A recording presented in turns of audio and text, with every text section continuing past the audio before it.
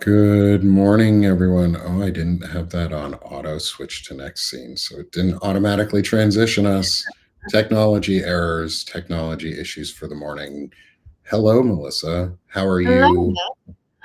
Welcome, everyone, to a rebranded show name, which is our Centered America Feet um, banner and backbone discussion that we have. It's just Melissa and I today, right now.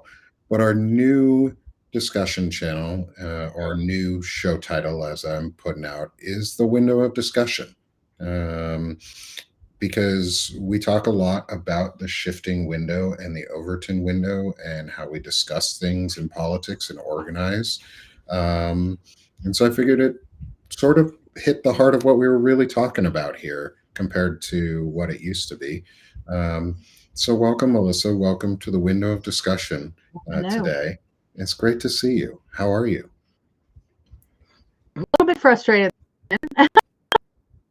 Alive about that. So we're gonna discuss that. When Yeah, you're doing yeah, grassroots organizing, it can feel like one step forward. totally agree. Um, and so let's sort of get into what we learned yesterday. And before we get into our Feeding and Supporting America discussion overall, um, but this fits in with it, is supporting America and how we support movements and how we know that we're supporting movements in like positive ways and we're supporting positive movements overall. Um, sorry, is we both Melissa and I were informed from a very trusted friend and source that one of the groups that um, participate or has associated itself with refuse fascism in the past um, is one that we do not want to be a part of or associate with here at Banner and Backbone. Um, Melissa, can you go into it a little bit of what we found out? And then we can just talk back and forth about why it's important that we know these things and then how we can maybe move forward and what some of our options might look like with a group like Refuse Fascism.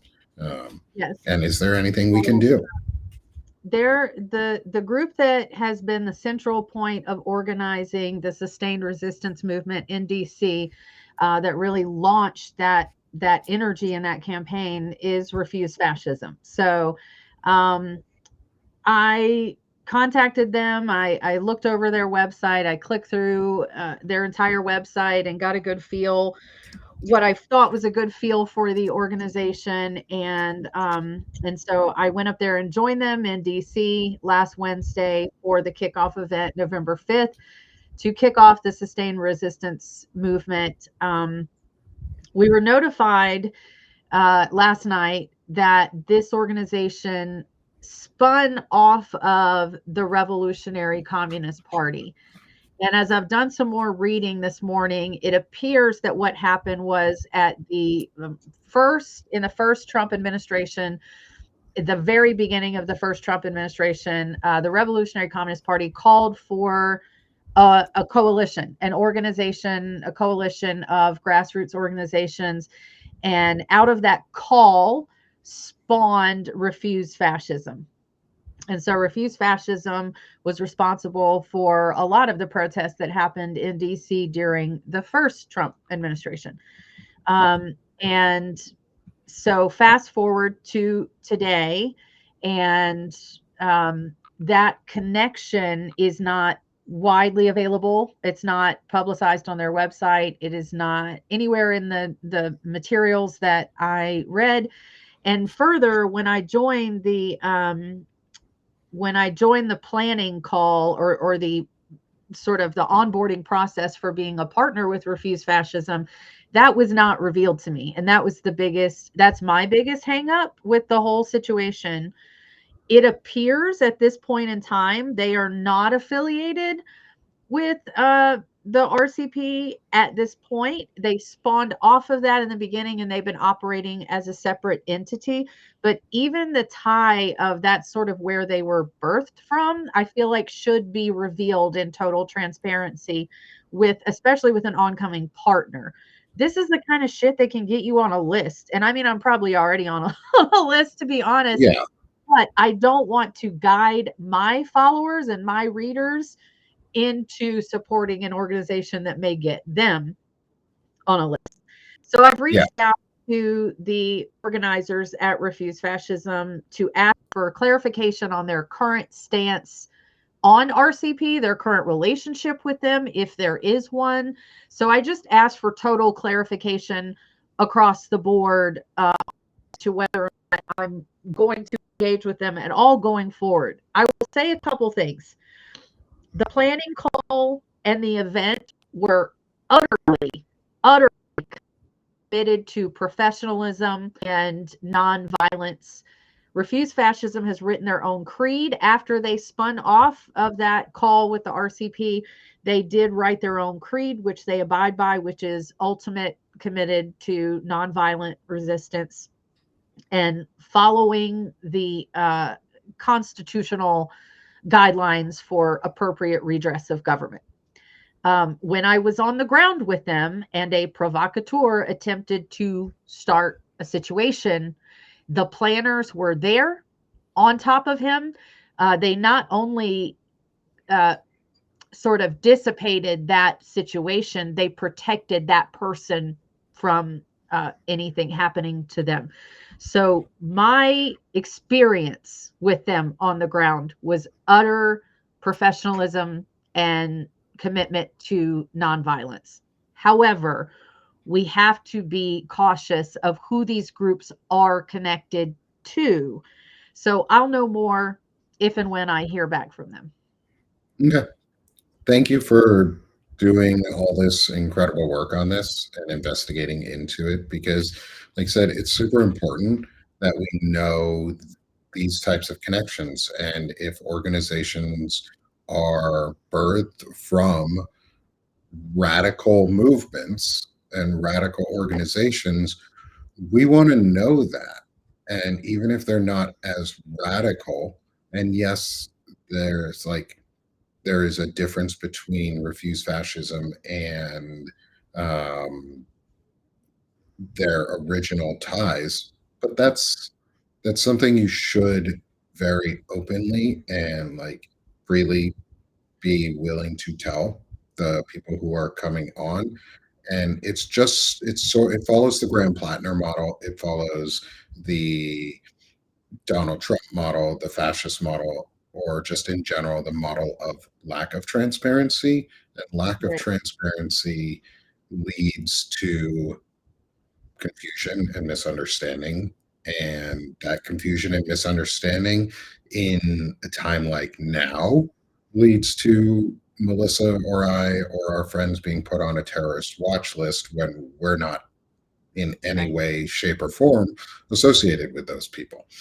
And when I get good information from a friend who said, and a trusted friend that says, you should look into this because the Revolutionary Communist Party is a bad thing and is on the bad guy list, I trust that person fully when they say that the um, that the Revolutionary Communist Group is a bad idea.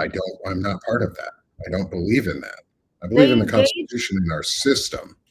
right, and they engage in the type of activist activities that I stay away from, and those are intentional, what we call push to arrest actions, or directly inflammatory actions to get those videos, those photographs of being arrested, being dragged away by police. A lot of that is an intentional action on the part of an activist. I know people who do that type of work, and I won't necessarily say that there's no value to that type of work, particularly once you reach a certain point. Yeah, Sometimes that there is value in that, as there's value in all types of grassroots activism. I myself have stayed away from that and do not typically participate. I think the only times that I've been with an organization that did a direct push to arrest action was a local event here in Norfolk. And it was a very planned and controlled scenario. No one got hurt, but it's not the type of thing I typically engage in, because the danger to the activist is it becomes a volatile situation very, Yeah. very quickly, and people get hurt. And I'm never going to organize something inviting people to come get hurt.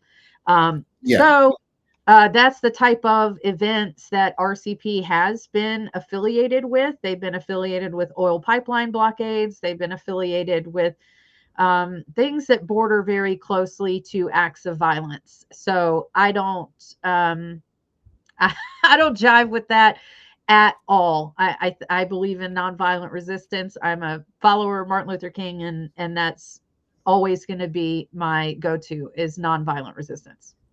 Agreed. Yeah. And so we do not believe in the Revolutionary Communist Party message or their organization or their activities. We Right. do believe in the good that Refuse Fascism is currently doing right now. And we Right. will, I will say, until they, I will push myself back from them because I'm not affiliated in any way with them at all right now. Anyway, but I won't positively or negatively discuss them other than through factual information until we know more. Like Right. until they've proven themselves trustworthy, like we have to always question and always be willing to ask, is this really too good to be true? And yeah, it sucks that they're the only ones currently organizing like sustained sit-in efforts in DC. But what that tells me is that we have an audience of folks who listen to our work and what we do here. Melissa has an incredible audience who follows her and does what she does. You are the backbone that pushes back against this type of movement, and you're the backbone that then organizes it and says, we want to be the ones organizing this sustained sit-in effort instead of a communist revolutionary party that wants to overthrow a democratic republic. Like Right. groups like this, also groups like the revolutionary communist groups, you have to be careful about ties to Russia and things Mhm. like that, because fringe groups on both the left and the right, specifically the right more so, but on the left as well, tend to be paid for through disinformation campaigns and propaganda campaigns through the KGB in Russia. So Right. we have to be careful with those groups, and so if nobody else is doing it, we then become the group that does it, and we organize and we center this discussion and we move the window of discussion back into somewhere that's real. And I know today we don't have the Centered America guys with us, but I want to make sure that we're living up to the values that they promote too, because they're willing to work with us and put their name on the things that we are working on here.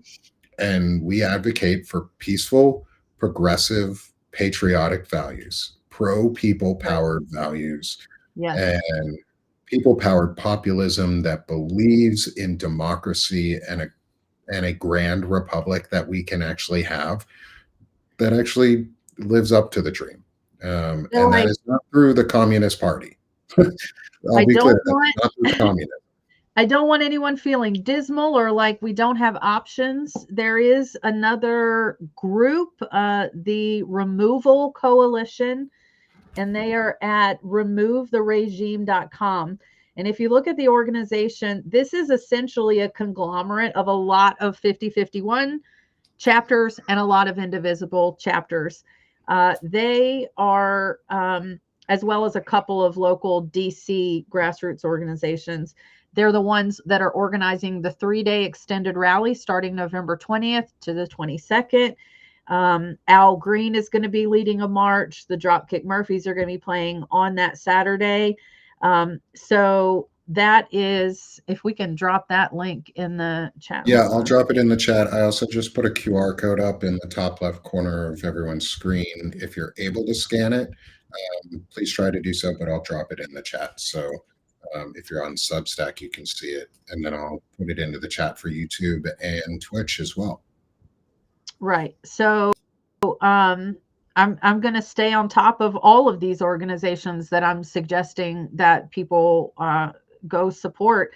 And there has to be a place for people who want to go to DC and activities for them to participate in. It's not feasible for each of us to just decide to go to DC and have our own piece of poster board and stand there. And so it's very frustrating that one of the only organizations that is on the ground doing this type of work has these dubious ties. And I'm going to be honest, I hope I get an email back from their leadership saying we have cut ties with that entity altogether.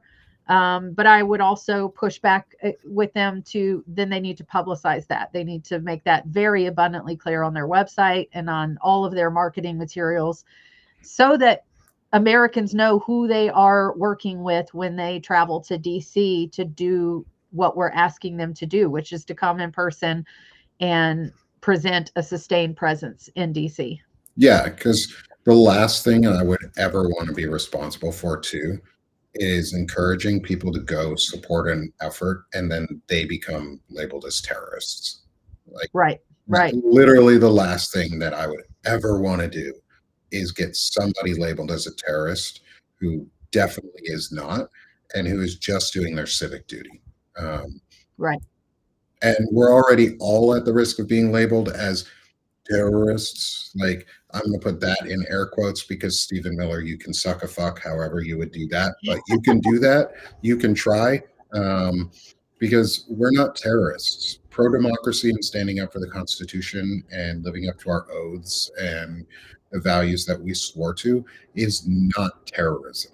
That's patriotism. Right. You're confusing terrorism with what you do, Mr. Miller. You're a piece of shit who terrorizes people through fear. Right. I inspire people through joy and provide information that gives you power and knowledge so you can use that and make informed decisions. We're not the same. I don't know if you saw the video. I might have a shaved-ish head, but I look better.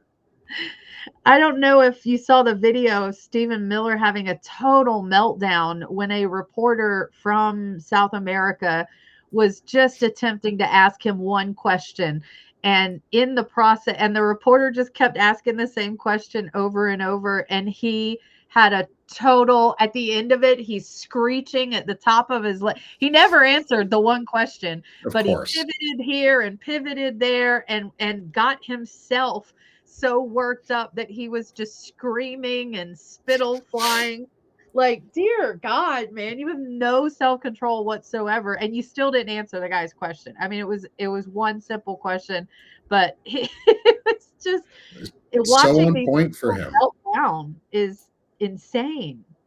Yeah, like I talk about this a lot in some of my other shows, is masculinity and how men should behave and like what a model of manlyhood can and would be or might be. Stephen Miller is not. Like, if you want to know what a man looks like, look at Stephen Miller and go do everything opposite, because he is the most beta piece of shit I have ever seen. He's a whiny baby. He is a piece of crap who thinks he's a bully, but is just has a bully pulpit. He is the smallest human being who could ever live.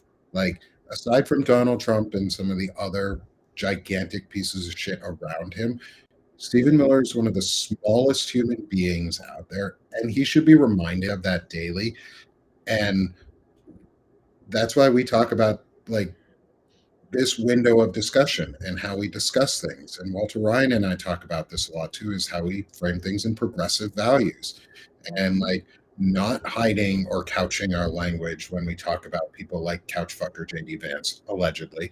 And that's probably why Usha doesn't put him on the couch when she's mad at him during this semi-divorce process when he's cheating on her with Erica Kirk. Just Yeah. a theory, because she doesn't want him fucking the couch because he'd enjoy it. Like, so she doesn't know what else to do with him. But like, we need to talk about these people and demean them. Like, these people stand up only to a presence of what they perceive as masculinity. Right. We can make it less toxic while still using the same rage and aggression or emotional response that they rely on. Sorry, as my foot slips and I almost fall over. Is talk down to them. Stop talking to them like they're big and bad and bullies. Start Yeah. talking down to them. You're punching up when you talk And down to people like and this. laughing, like, How they are should you? just be laughed at. Like, the reporter, Yeah, that's what was so funny is that the reporter started laughing, and then the whole his camera crew started laughing because this little bald man was having a total meltdown over one question, and he just kept asking the same okay, but and kept asking the same question. And he was losing it to the point where everybody around was laughing. Nobody was intimidated. Nobody was no, cowering in fear over this little man losing his shit. They were all laughing at him. And I think Democrats and leftists and all of us that aren't MAGA need to just embrace the laugh and laugh at them. I'm sorry. Like, yeah, like, imagine the press room in the White House if Carolyn Levitt starts with her bullshit and starts, just rattling off lies, and everyone just started laughing, and they just laughed at her. I I mean, really she want would to figure lose her out shit how too. we. She would. I want to figure out how we can get you a press badge for the White House Oh, press corps under Banner and Backbone, that would just last so that one you day. could sit there and just laugh. That's all I want. I want I want you to just sit there and laugh at every single thing that comes out of their mouth. Like, that's exact literally that's what we have to do. How do you Yeah, counter how do you counter fascism, which in reality you laugh at them. the overarching ideal of fascism is oppression and sadness. They want you to be oppressed and sad because then you're not going to resist. So how do you fight back against oppression and sadness? You go out with more joy than they can ever imagine, and part of that joy is making fun of the fascists for being fascists because their idea sucks. It's a bad idea. It's outside the window of tolerance. It is outside normal. It's outside the social contract of what would be considered normal, humane discussion Right. because people are people. People deserve rights, and your ideas suck when you want to take them away and you're pro death. Like, I'm not And going to it's argue with you. I'm also not going to talk about it.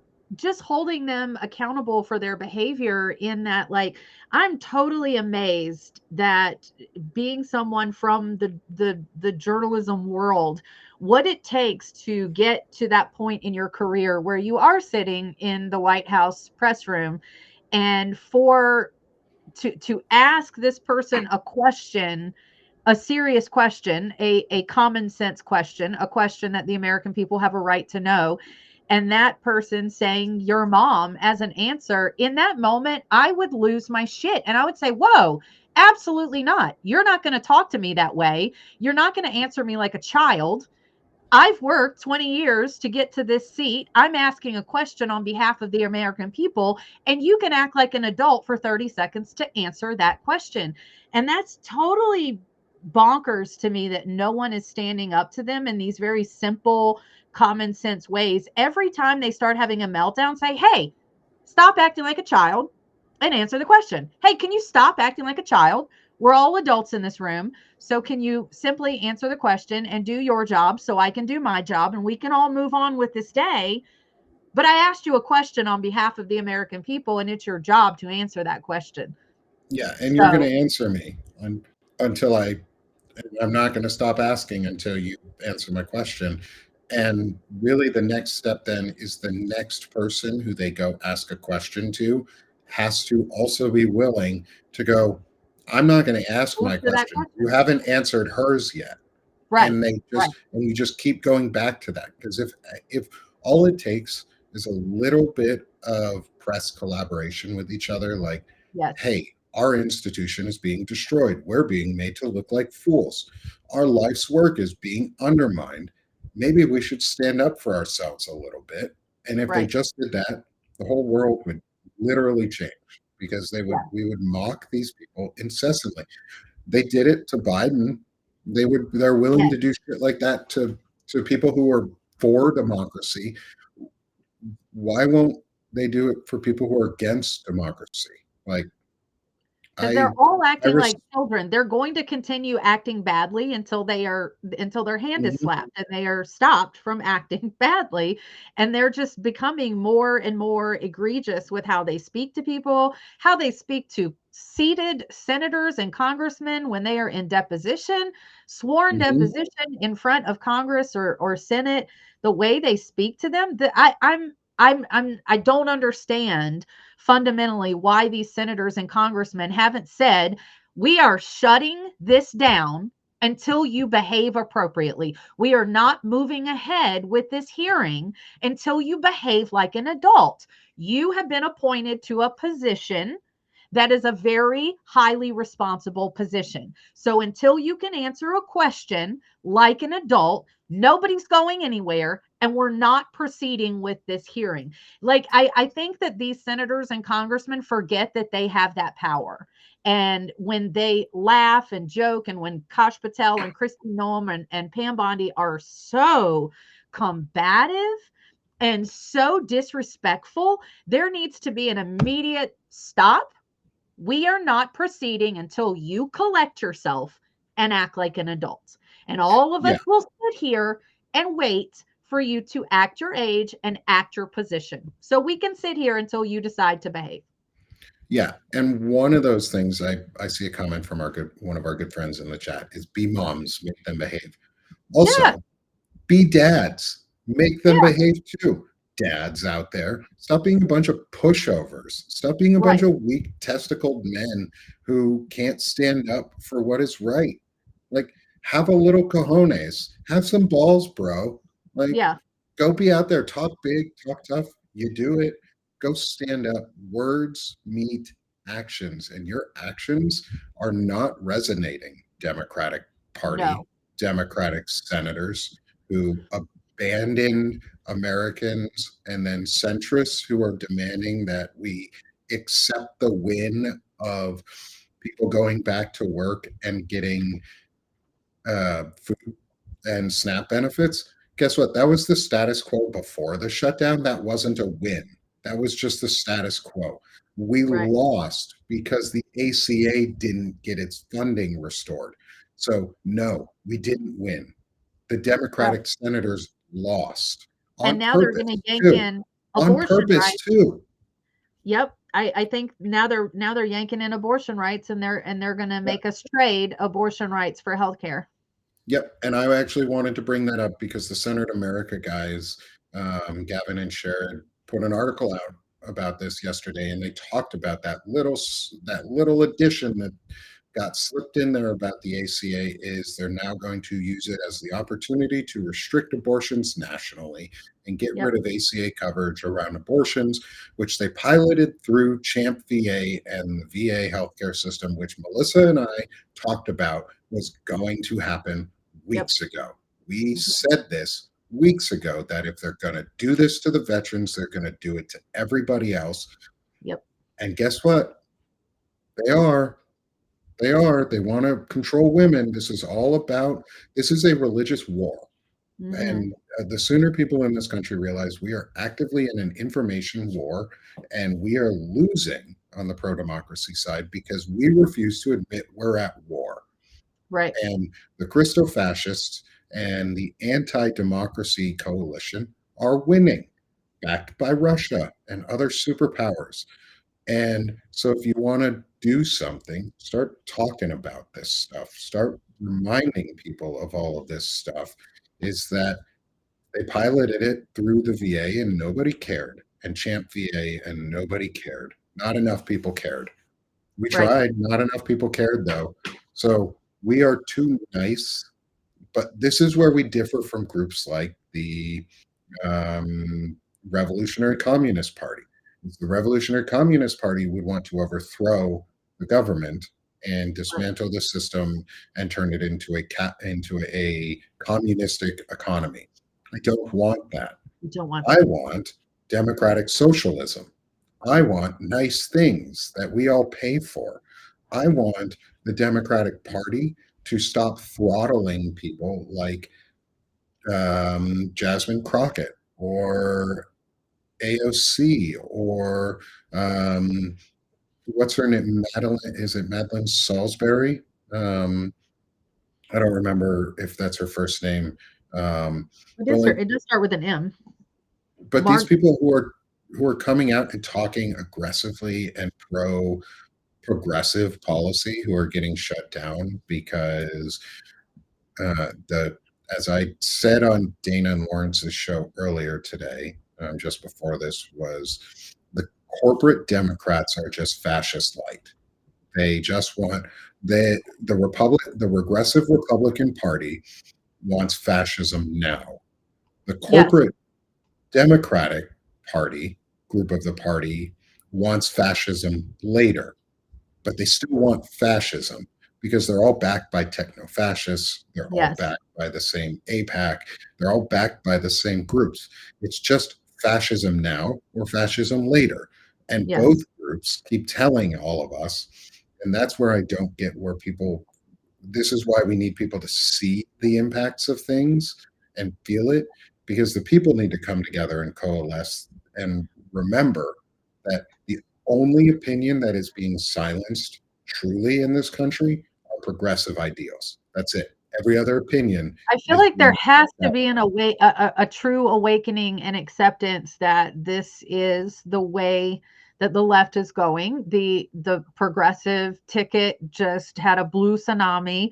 We have Mamdani, a Muslim Democratic Socialist, is going to be the next mayor of New York. And this is completely anecdotal, but we have two groups that meet in Norfolk. We have the Democratic Party that meets twice a month, and we have the Democratic Socialists that meet every Monday. And I go to both of those from time to time. And the Democratic Party meetings are about a solid core group of about 15 people that are all, I would say, over the age of 55 at least, probably older than that. And the Democratic Socialist is a group of 30, 40, 50, depending on the day. And they are a wide range of ages and races. And because the Democratic meeting is 100% old, rich, white people. That's the entire Democratic Party that meets in Norfolk, Virginia, is old, rich, white people. And then you go to the Democratic Socialist meeting, and all of a sudden you see this beautiful diversity, and you see the queer people, and you see the brown and black people, and you see much, much younger people becoming involved in politics at those Democratic Socialist meetings. This is the future. This is the future of what progressives want. They are demonstrating that we are demonstrating that with our vote. We are demonstrating that with the meetings that we are choosing to go and spend our time at. And the thing about those two groups in Norfolk is that they never work together. The Democratic Party runs from any participation with the Democratic Socialist group. They refuse to engage with them. They refuse to do anything with them. So, I mean, I guess y'all are going to have to die out. I don't know what to tell you, but we are speaking with our votes. We are speaking out. We are letting you know with the massive tidal support of candidates like Mamdani. We're letting you know what we want. Yeah. And we need to be willing to say the thing socialist. We need to be able to use the word. We need to be able to say it very, like, clearly what it is. It's an economic system that actually helps people. Like, it provides social services. It's exactly what our corporate America gets. Literally corporate America and what rich people get. If you want the same benefits that rich people in Congress get, that's socialism. Yeah. So there you go. That's it. That's the easiest definition. If you want what they have, we want what they have. We want food security. We want basic needs met. We want our Maslow's hierarchy of needs, those basic fundamental needs where we feel safe, we have food, we have housing, we have healthcare. We've been convinced in this country by both the regressive Republican Party and the centrist Democratic wing that we can't have nice things and that we have to water everything down to meet in the middle for fascists. It's never meet in the middle to the progressives. It's always meet in the middle to the fascists. Why is that? Well, there has to be a wing of a party that's currently in power that is doing that and enabling it. And that happens to be a lot of what's in the old Democratic establishment. Right. And what I'm talking about, and for now, anyways, is yes, we do want a third party. I want a fourth party. I want a fifth party. I want a sixth party. I want all of that.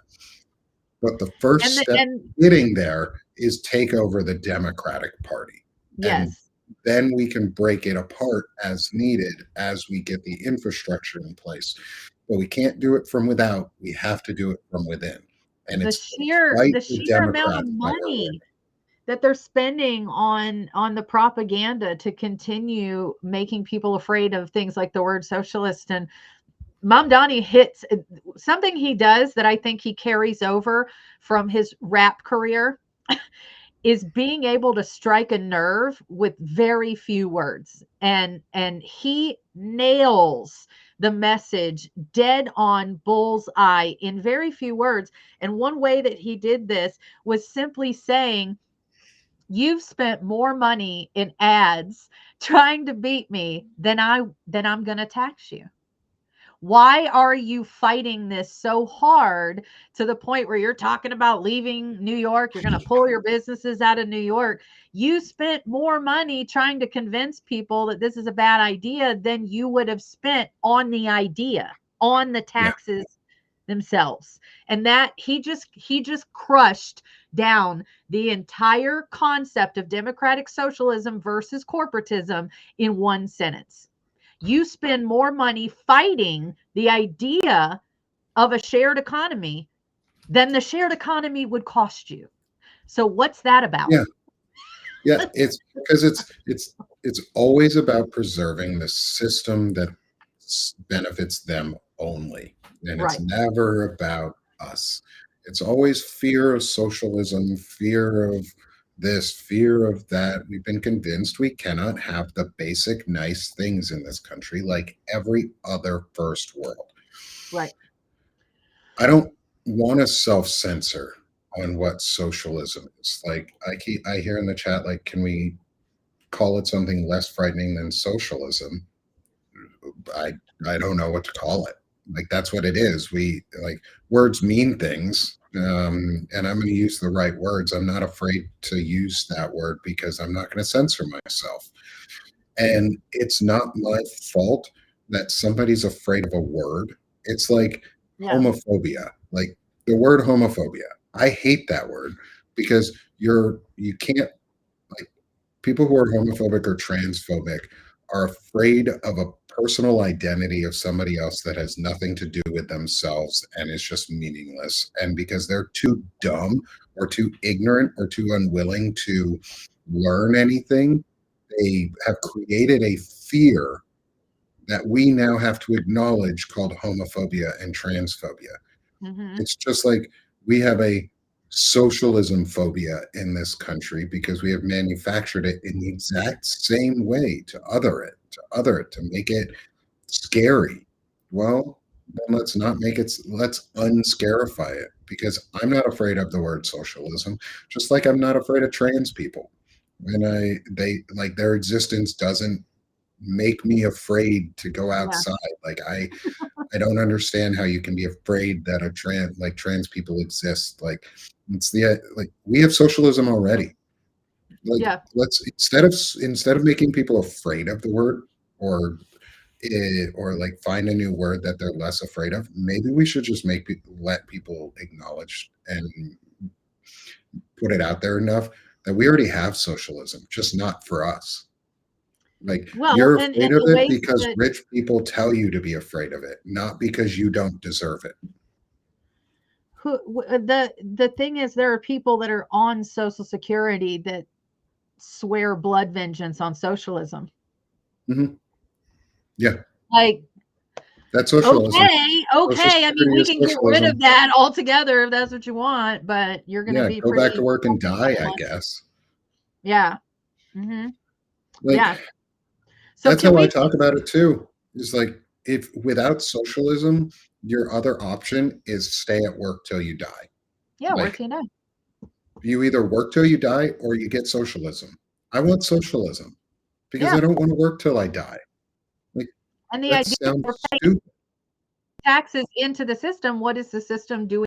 Because if Yeah. you want any type of return from your taxes in the system, that is socialism. When that money comes back to you in the form of services, programs, and sometimes actual currency, that's socialism. That's the whole point. And you want Social Security and you want to be able to have your Medicare. Guess what? Mhm. That's what it is Socialism. in a nutshell. So I want And to talk about the food security, yeah, so that and we I'm gonna can get pull. dollars raised here.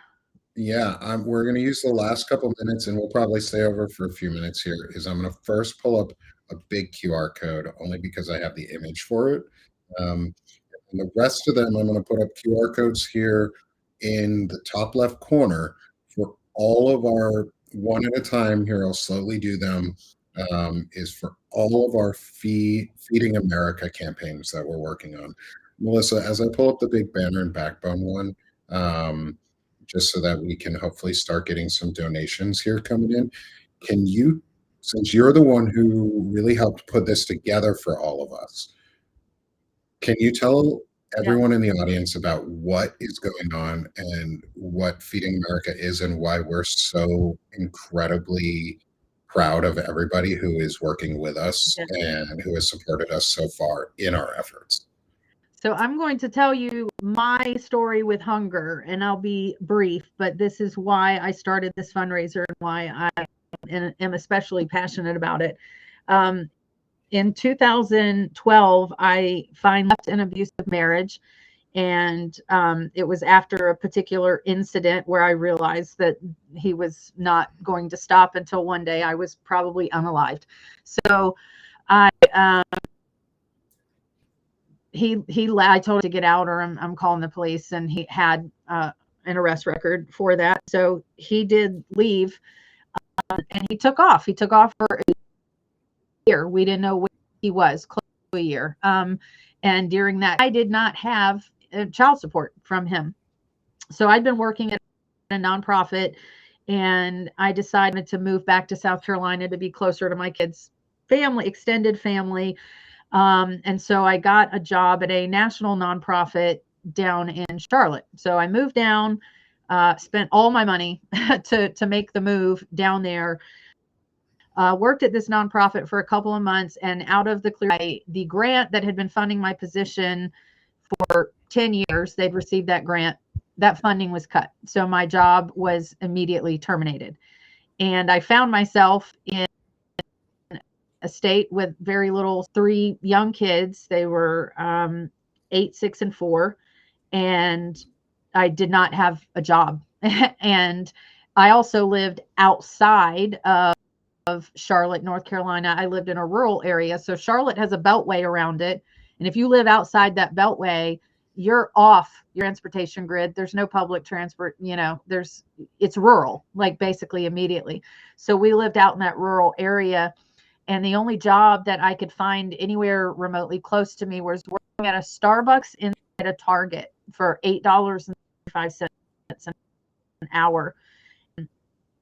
That began some of the most painful months of my life, as I made sure my kids had food. When I talked to my kids about that period of time, they don't remember hunger, but I lost 80 pounds between August and December of that year because I was not eating so that my kids could eat. I would sometimes, at my job at Starbucks, sometimes I would steam cups of soy milk to have those calories during the day. I can talk at length about corporate food waste, as I was to throw all of our food at the end of it tumble, and when my stomach was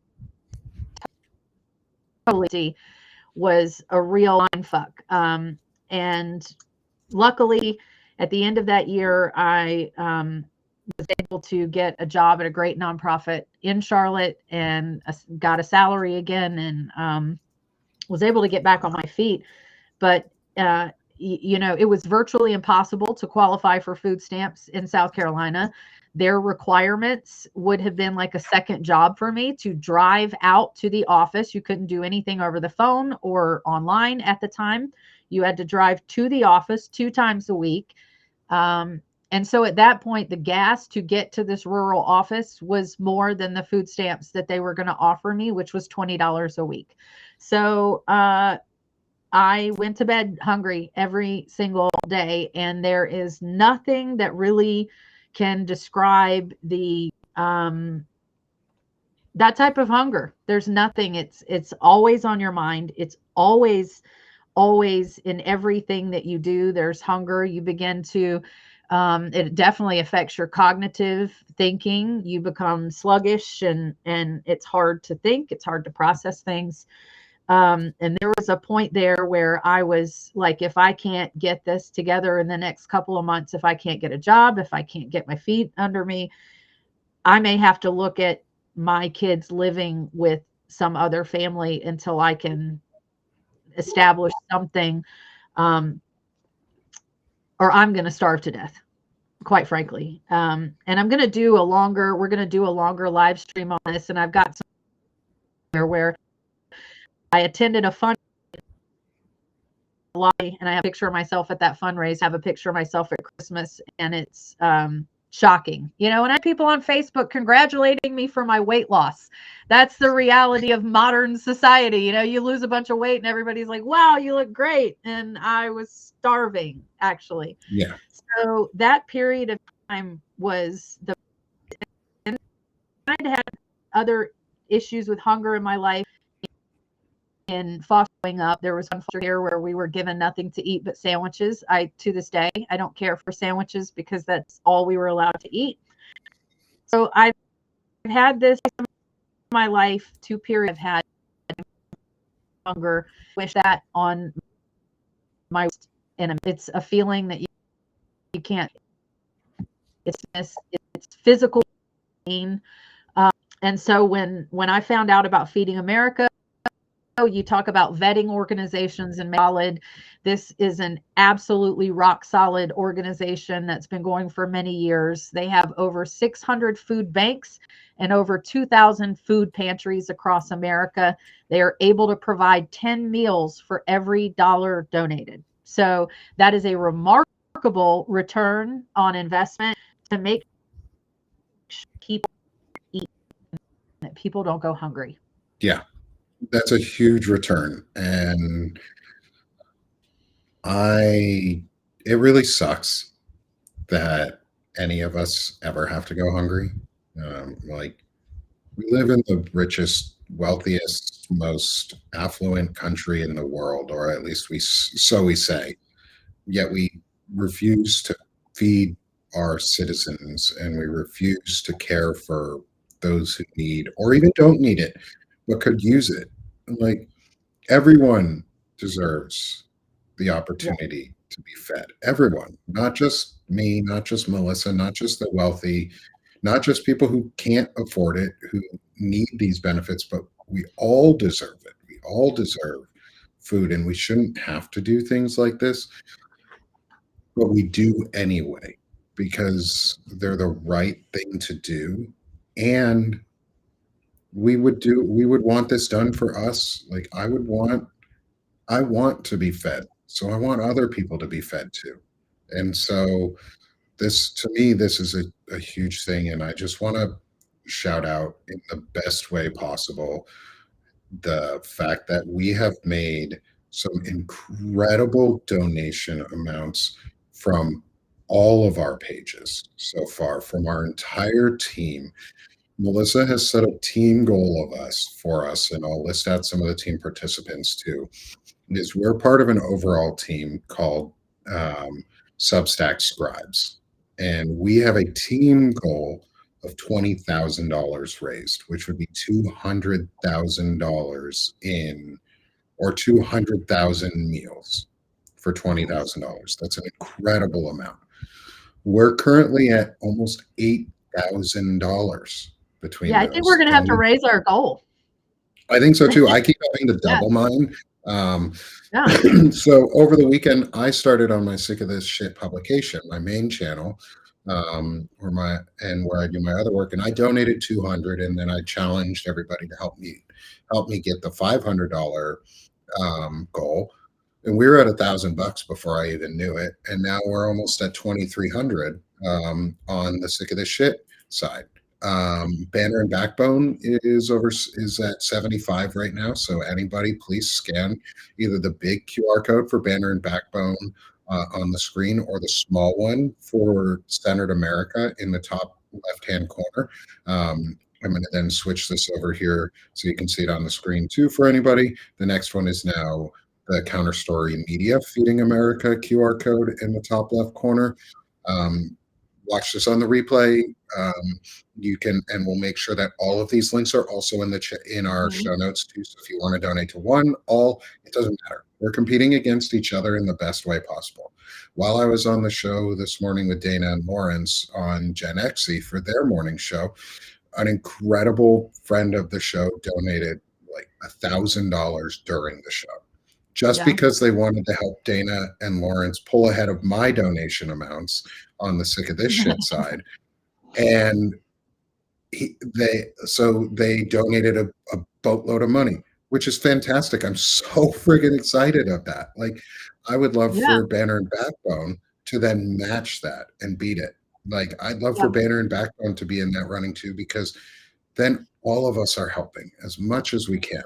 So I want to see if we can hit that 20,000 goal. And really, I want us to beat the other platforms overall. I want Substackers to donate more than any of the other social media platforms. I want it to be a challenge on see which social media platforms can donate the most. And I want Substack to be at the top. So Banner and Backbone is going to help lead that charge as best we can. So help donate to us today. And donate to others in our team too. So our team consists of, and was started by Melissa Corrigan and Counterstory Media, who we have our QR code up in the top corner. I do not have QR codes for everybody. I'm sorry. I do for most, but not for all. Now we've got QR code in the top left corner for Centered America, who is another one of the teams with us, who also help co-host this platform. And co-host this show with us on normal days. They're out today. They're doing some traveling, so they will be back with us. They will be back with us next week. We also have my channel, Sick of This Shit Publications, and my Feeding America group QR code. We have with us in the chat, Opinionated Ogre is part of our group, and the Substack Scribes organization. We have Walter Ryan. We have Stephanie Wilson and Freedom Over Fascism. We have Blue Amp Media with Cliff Schechter. We have the Conscientious Emigrant. And obviously we have our good friends Lawrence and Dana with Gen Xe. And our team is going to raise a lot because of everybody like you. Everybody in the audience who's watching and who's willing to donate with us and donate over and over again. Our international friends who are helping too.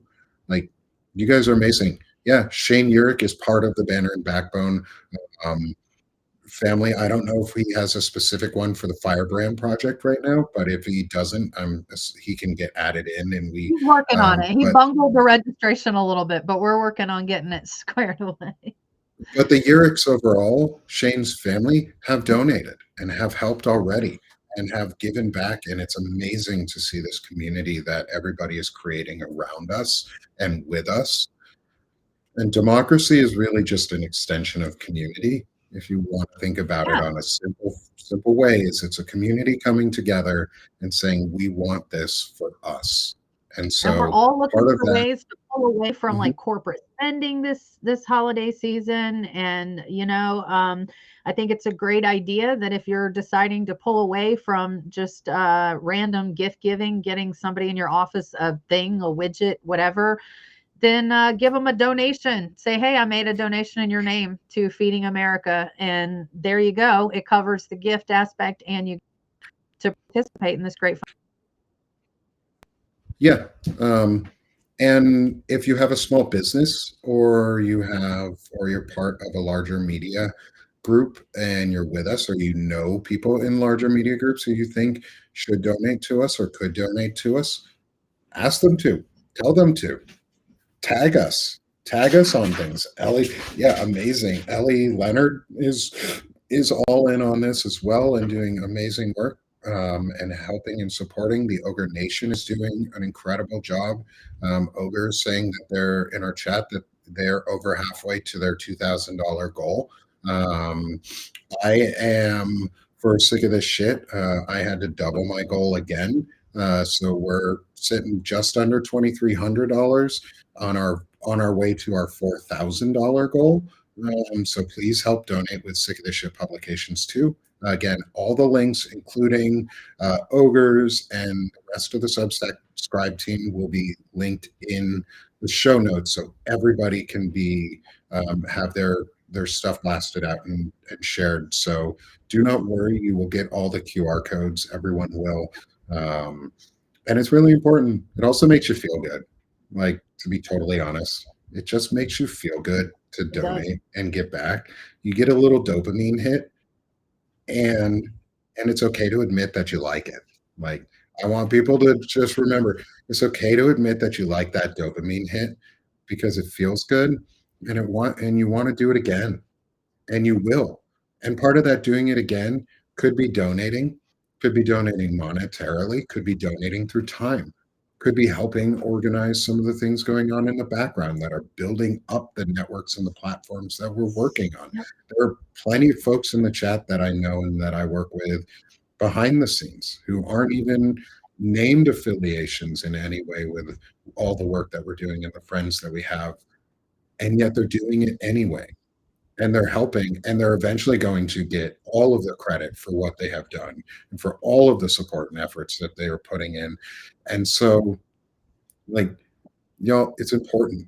It's important because you're being part of it too, and we can't do it without you. So we've held everyone a little bit longer because it was really important to today. I was about to And we say, I gotta started a hop little off bit. to a meeting. Yeah. And so, Melissa, sell yourself real quick before we go. Oh yes, please support. Like I did a impromptu live this morning on updates to my work with Refuse Fascism. I always shoot for transparency above all. I believe if you can't trust what I say, what's the whole point anyway? So anytime I get information like that, I go directly with you for transparency's sake.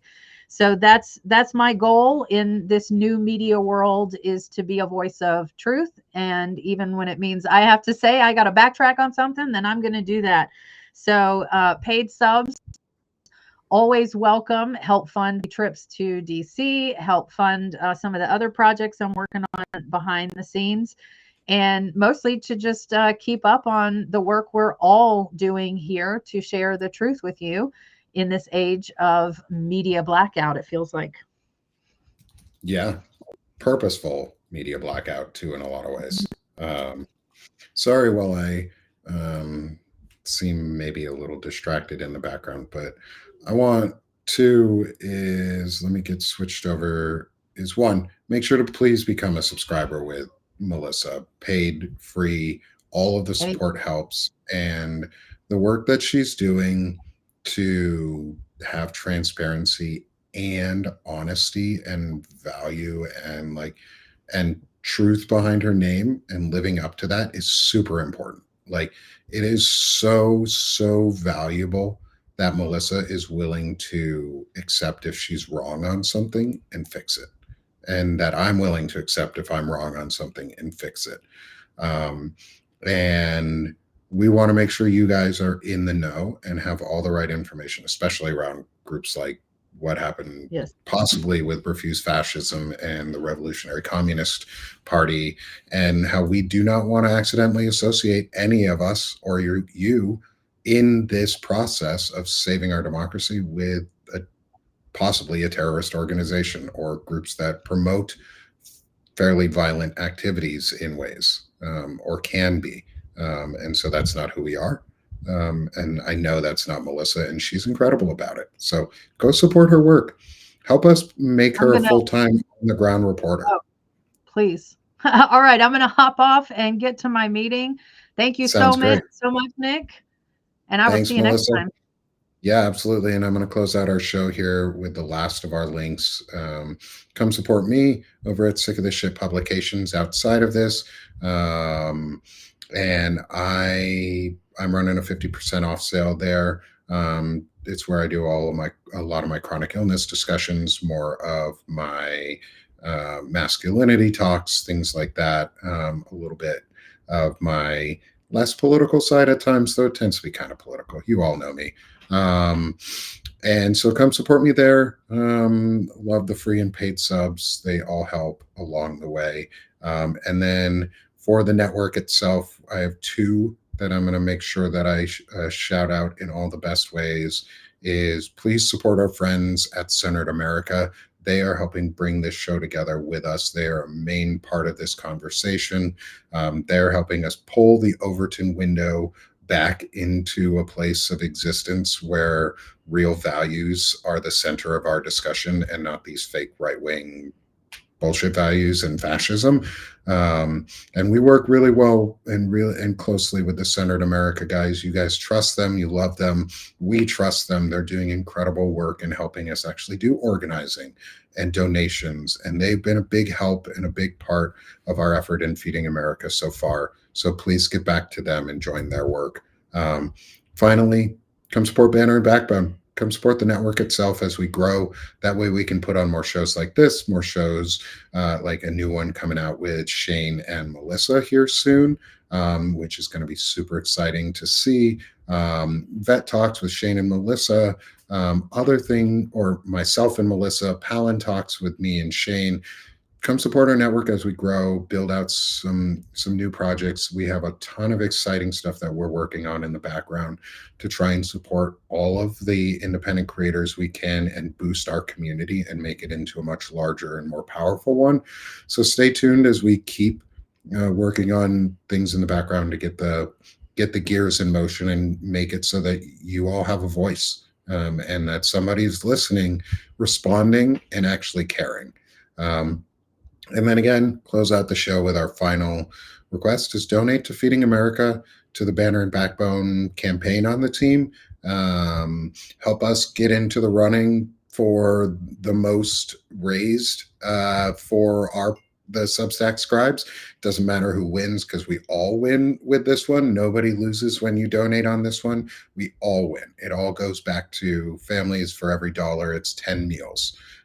Or more. So please scan the QR code. Thank you to whoever just scanned it for us, and the donation that's probably going to be coming in here in a few minutes. Like Banner and Backbone is trying to help feed American families too, and give back where we say that we want to, which is where we put words to action. And we're doing what you guys have asked and what everybody else has asked is we need food, we need help. And so we're going to do it. So thank you, everyone. This has been our first rebranding of our series with the Centered America folks. Unfortunately, they weren't able to make it today traveling, but we'll be back next week for a regularly scheduled showing at 11 a.m. Eastern, 10 a.m. Central for the window of discussion. And I'm Nick Pero. This is Banner and Backbone. Have a great day, y'all. Thank you, everyone in the Substack chat. Thank you, everyone on Twitch and YouTube who have joined us today. Amazing crowd, as always. Talk to y'all later. Thanks.